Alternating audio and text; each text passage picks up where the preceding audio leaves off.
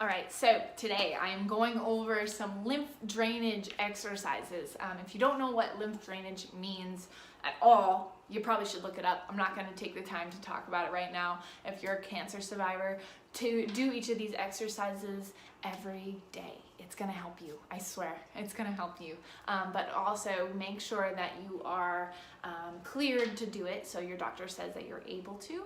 And the other thing is to make sure that if you ever experience any pain or discomfort, that you stop the movement and maybe try a different way or just skip it completely. But we're going to get right into it. I'm going to start with our upper body, and then we're going to go down to our lower body. It should take about like 10-minute workout, so you can follow along with me right now or just skip through each section and just see how the exercise goes.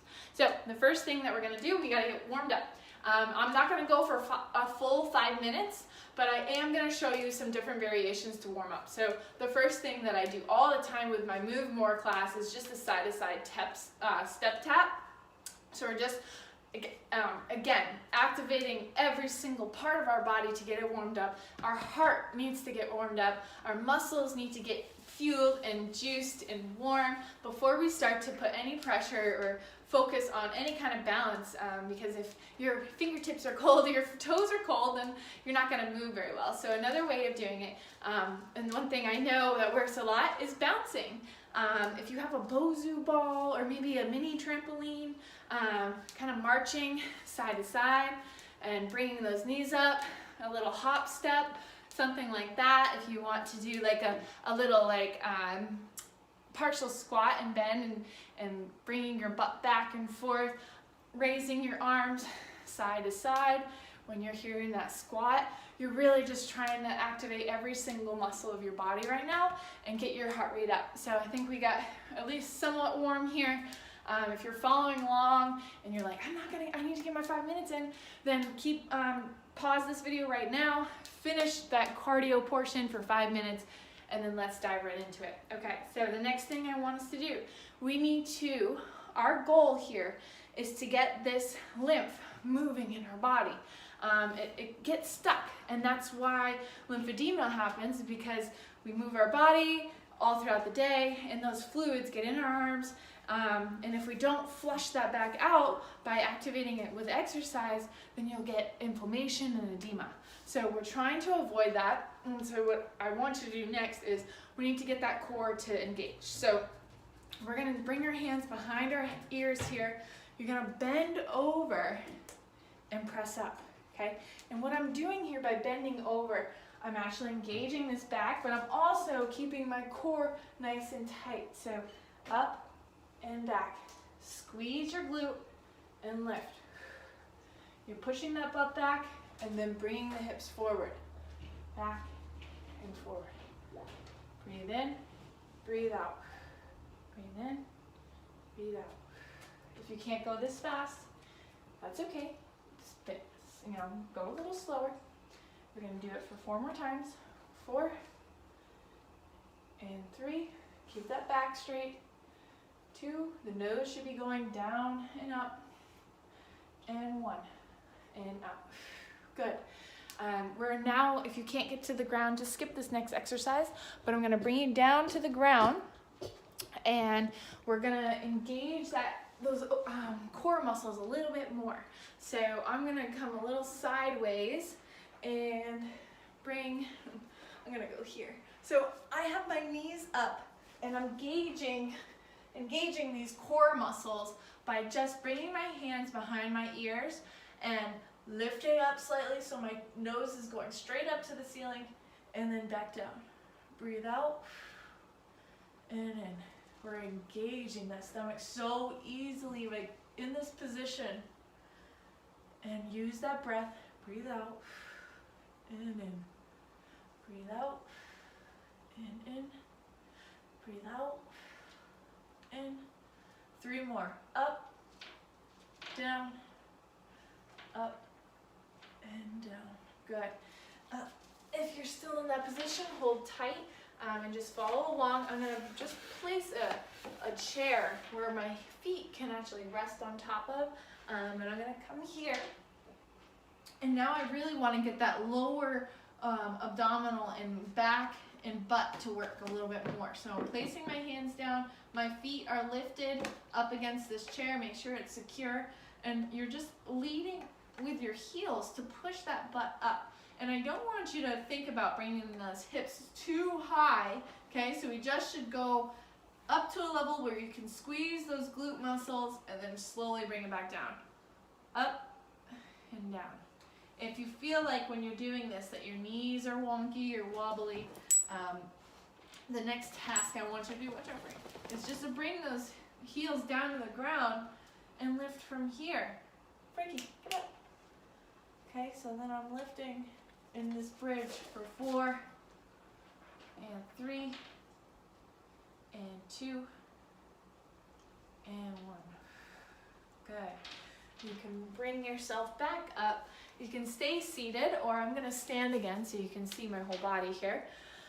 Now we got the core, we got our back, we got our glutes. So we're really engaging this foundation of our core, which is from the top of your chest here to the very bottom of your pelvic floor. So now we need to engage these arms. So we're going to bring our elbows and hands together. You're going to breathe out and press those elbows back. Breathe in, breathe out. Breathe in and breathe out. In and out. In and out. You'll notice that I am squeezing my scapular bones together as I press and breathe out. Really just opening up that chest. A lot of times if you've had breast surgery, breast cancer, and you had lymph removed in here, this can be a little delicate and fragile when you're first starting out. So just move as far as you can back and forth. If you need to, because you have inconsistencies on each side, then just press one arm out at a time. You're just really trying to get that range of motion in there and warm those arms up. We got to get that lymph moving, okay? Good. Let's do 2 more. Squeeze together, squeeze, and together. Good. Next up, I want us to raise our hands above our heads and just do some wrist curls. Really just getting that lymph movement. Again, like I said, I'm going to go opposites here because it looks kind of cool. Circle, circle, circle, one way. Do about 10 times one way, and then we'll switch and go the other way. 9, 8, 7, 6, 5, 4, 3, 2, and 1. Good. Now our upper body is nice and warmed up and stretched. I'm going to bring us down a little bit so you can see me on the floor level. And we're going to go over some more leg exercises so that you can get the lymph out of your toes and even your circulation. This is great. So we're going to bring our backs to the ground. You're going to bring those legs up. And all I want you to do at first is we're going to get that core again. So what I'm doing, so you can see me, I'm pressing each hand against my thighs here. And then I'm going to extend one leg at a time. Out and in. Now, I'm going at an incline or a decline here, or an incline, whatever you want to call it. So if that's too much for your core, you can come here, straight up and down. Okay, it's still going to do the same thing.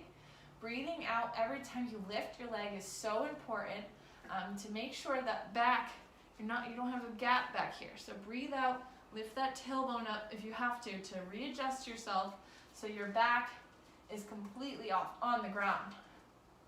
And we're gonna get 6, 5, 4, 3, 2, and 1.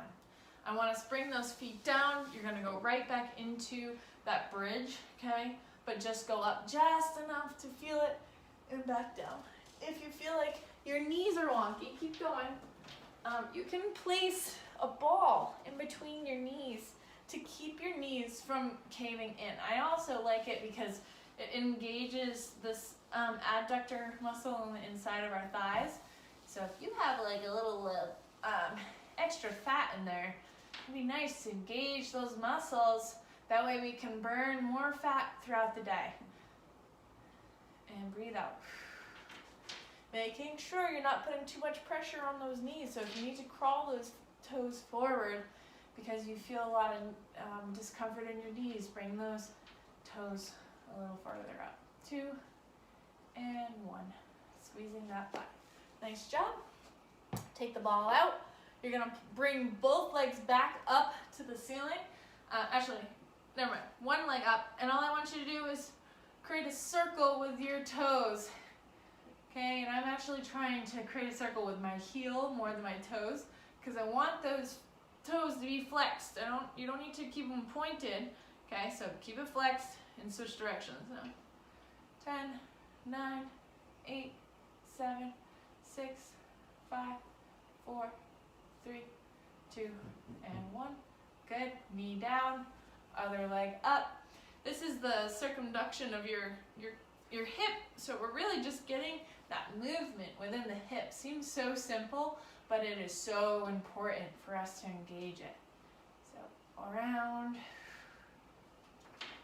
Good. And 8, 7, 6, 5, 4, 3, 2, and 1. Bring both legs up. And now I love to keep my legs in the air because I honestly do feel the circulation coming back down to the center of my body. And that's what all we're really trying to do right now is create that movement within those cells, within the vessels, within the lymph system to just move. Let's switch directions. Around in circles. 3, 2, 1. And knees down. Hold yourself here. And crawl yourself back up, however way you can do it. So I hope that was helpful for you. You can do that exercise 2 to 3 more times if you want, or just do it one time. Whatever level you're at, begin. If it hurts or if it's uncomfortable or if you need a different version or maybe more information about the exercises. I'm a cancer exercise specialist through the Cancer Exercise Training Institute. It's my pride and joy. I want to consider myself as an expert for cancer survivors. That's my ultimate goal. So if you are out there and you're starting out with exercise program and you feel like you need help, I've been a personal trainer for over 4 years now. I've went to school for exercise physiology back in 2014. So I want to help people. So if you are that person, reach out to me. I'd be happy to chat.